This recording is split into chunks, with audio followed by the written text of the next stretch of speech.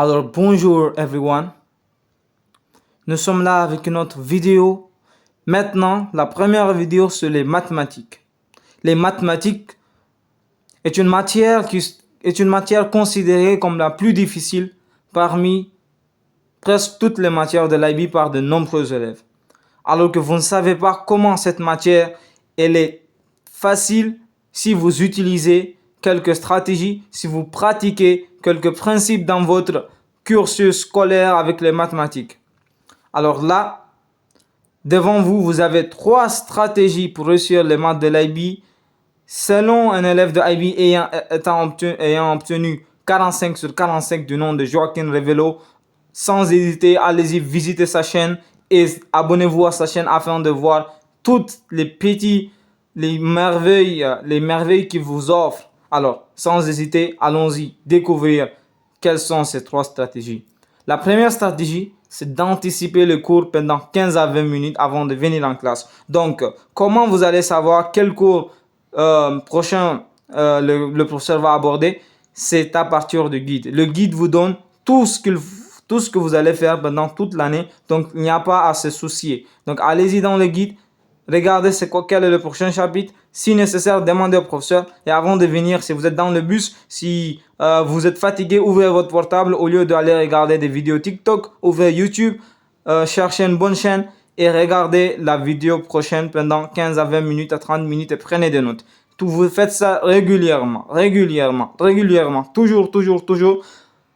Et ensuite, envoyez-moi le commentaire pour voir ce que les résultats ont donné. Alors, la deuxième stratégie, c'est de se concentrer en classe. Ça, c'est comme si je sais pas comment le décrire, c'est pour nous, les élèves de IB qui sont en difficulté, c'est comme casser une montagne, c'est comme détruire une montagne pour nous, cette stratégie-là. Mais c'est très utile et c'est très sensible. C'est difficile, je sais, mais c'est très utile.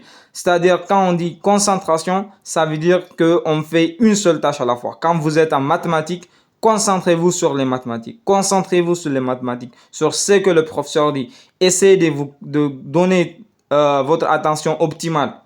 Et ça rejoint la première stratégie parce que si vous n'avez pas prévu, si vous n'avez pas anticipé le cours, la concentration sera difficile. Donc, pour la concentration, soyez à la première place.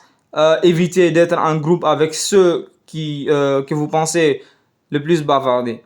Donc, essayez le plus possible de se concentrer en classe. Ne faites pas autre chose. Si vous avez envie de faire autre chose, dites-vous que cela ne me servirait à rien. La troisième stratégie, c'est la plus importante que tous les conseils que vous allez obtenir pour cette matière-là, c'est de faire le plus d'anciens sujets possible. Et ici, vous pouvez penser que c'est paradoxal parce que une des vérités générales qu'on a l'habitude d'entendre, c'est que la qualité est meilleure que la quantité, mais pas dans tous les cas.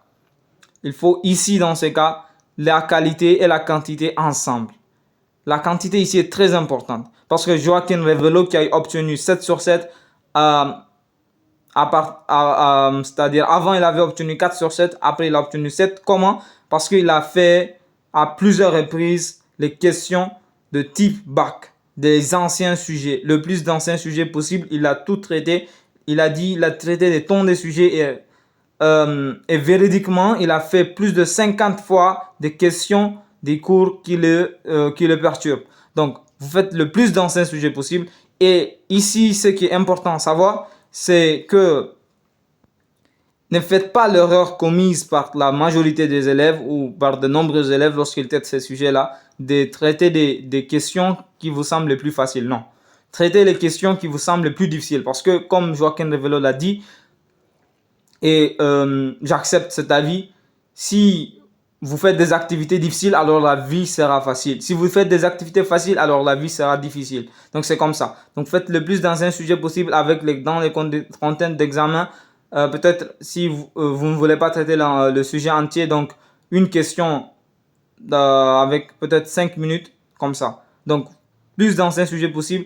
Essayez de chercher des questions de type examen pour chaque chapitre. Donc, à chaque fois que vous finissez un chapitre, faire des questions de type examen. Je sais que peut-être la vidéo ne vous a pas trop plu à cause de sa difficulté, mais je vous assure, ce sont des secrets, ce sont des stratégies qui sont pas trop dites, mais c'est très, très, très important. C'est très important. Vraiment, c'est très important. Je répète encore, c'est très utile et je peux garantir que si vous avez fait cela avec sincérité, avec motivation et détermination, vous pourriez éventuellement réussir.